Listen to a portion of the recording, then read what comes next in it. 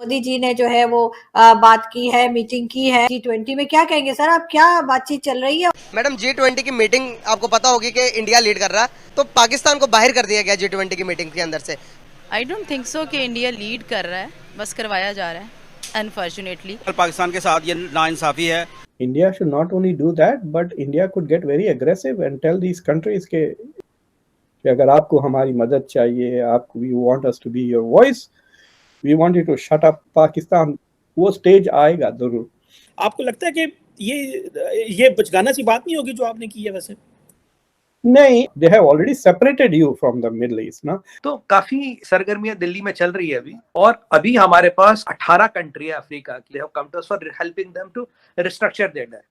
तो अगर आप देखते जाएंगे तो आइंदा आपको पता है, आइंदा 10-15 साल में आप तो इंडिया की बात करें ना, India will be the second biggest economy, definitely in the top 3, तो ये तो तय है। तो पाकिस्तान शुड रियलाइज कि द फ्यूचर इज इधर उधर नहीं, वेस्ट में नहीं है, मगरिब में नहीं, मशरिक में है। मौशी बहरान जिस हद तक जन्म ले चुका है, आए रोज हमें मौशी बम गिरते हुए दिखाई देते हैं। आम आवाम की जिंदगी अजीरन हो चुकी है। सियासी पोलराइजेशन पाकिस्तान को आखिर किस तरफ लेकर जा रही है? दोस्तों, स्वागत है आपका चैनल पर। भारत में G20 की मीटिंग शुरू हो गई है, जिसमें दुनिया के 20 देशों के फाइनेंस मिनिस्टर के साथ भारत ने अपने दोस्त देशों को भी इनवाइट किया है, पर इसमें पाकिस्तान का नाम नहीं है। इस पे पाकिस्तान का कहना है कि भारत उनको हर फील्ड से बाहर निकालता जा रहा है। तो दोस्तों, आइए देखते हैं पाक मीडिया की इस लेटेस्ट वीडियो को। धन्यवाद। एक बहुत ही अफसोसनाक खबर लेकर आपके सामने हाजिर हुआ। गाइस, G20 समिट के अंदर इंडिया ने पाकिस्तान को बाहर कर दिया है। इंडिया सिर्फ उन नेबर्स को बुला रहा है अपने, जिनके साथ उनके ताल्लुकात बहुत फ्रेंडली हैं, लेकिन पाकिस्तान के साथ इंडिया के ताल्लुकात अच्छे नहीं हैं। इसीलिए इंडिया ने पाकिस्तान को G समिट से बाहर कर दिया है। मैं तो समझता हूं कि India is right now in the position to dictate those things to many people in the global south कि अगर आपको हमारी मदद चाहिए, आपको we want us to be your voice, we want you to shut up other voice from Pakistan. India needs to back like that कि अभी जो इंडिया गल्फ में जो दोस्ती बढ़ा रहा है ना, India should not only do that, but India could get very aggressive and tell these countries कि you want to invest in India, great, but we want you to divest in Pakistan। US को कहेंगे भाई you want us to be in Quad, but we want you to completely ground the F-16s। कब तक आप इनको service करते रहेंगे? Cut it out। वो स्टेज आएगा जरूर। लेकिन मेरा नहीं ख्याल डॉक्टर साहब इतना आसान है। मतलब पाकिस्तान की, ठीक है, पाकिस्तान के इंटरनल चैलेंजेस तो हैं। आपको लगता है कि ये बचगाना सी बात नहीं होगी जो आपने की है? वैसे नहीं, I'm saying कि if India's economic cloud begins to increase, they can do that। They have already separated you from the Middle East ना।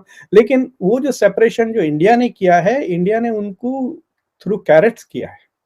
वही they are saying कि हमसे business करो, we have talent, we have expertise, we have technology, हम ये सब देंगे, plus now we have a market जिसमें आप invest करें। And I have a feeling कि यूनाइटेड अरब एमिरेट्स ने जो आपको जिनीवा में कॉन्फ्रेंस हुई, वहां पे एक भी दमड़ी का पैसा नहीं दिया। फिर उसके बाद जब शहबाज शरीफ यूएई गए and invited UAE to mediate, मुझे लगता है कि वो सारे के सारे चीजें are pressure from the gulf countries on Pakistan कि ये गंद खत्म करो, improve your relations with India. अगर इकोनॉमिक क्लाउड में गैप बढ़ेगा तो India will use that pressure economic and tell other countries to cut off. But the thing is के पाकिस्तान भी कोई रैशनल पॉलिसी परस्यू भी तो नहीं कर रहा ना, कोई सेंस की बात ही नहीं, ना लिबरल है ना रियलिस्ट है, कुछ भी नहीं है। Like they seem to be like we have only one purpose in life which is to hate India and get Kashmir. इसके अलावा और कोई समझ में नहीं आती। तो अगर आप देखते जाएंगे तो आइंदा आपको पता है, आइंदा 10-15 साल में आप तो इंडिया की बात करें ना, India will be the second biggest economy, definitely in the top 3, तो ये तो तय है। 2028 तक तो अभी 2-4 साल में वो जर्मनी से आगे हो जाएगा और जापान। तो पाकिस्तान शुड रियलाइज कि द फ्यूचर इज इधर उधर नहीं, वेस्ट में नहीं है, मगरिब में नहीं, मशरिक में है, और उसके लिए it has to go by India.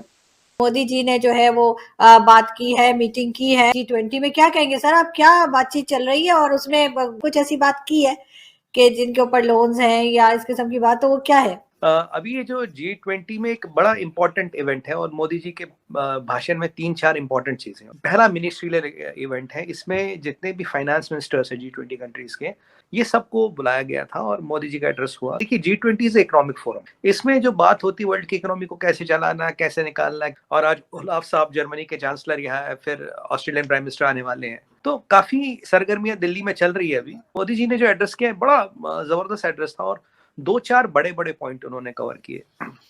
सबसे पहले उन्होंने बोला, देखो भैया, दुनिया की आबादी 8 बिलियन क्रॉस कर चुकी है, तो एक सस्टेनेबल वे ऑफ लाइफ, जो एक सस्टेनेबल वे ऑफ लाइफ है, उस पे एक विचार करना चाहिए, जिसमें फाइनेंस भी आएगा, जिसमें एग्रीकल्चर भी आएगा, जिसमें बैंकिंग भी आएगी। दूसरा, मोदी जी ने कहा, बोला देखो भाई, बहुत सी कंट्रियां अभी ऐसी हैं जो डेट के कारण दबी हुई। आप जानते हैं करीब दुनिया में 100 कंट्रियां है जो debt trap by China, 50 to 100। उनमें से 60 कंट्रियां ऐसी जिन्होंने कहा हम चाइना को तुम्हारा पैसा नहीं देते, जो करना कर ले। और अभी हमारे पास 18 कंट्रियां अफ्रीका की have come to us for helping them to restructure their date.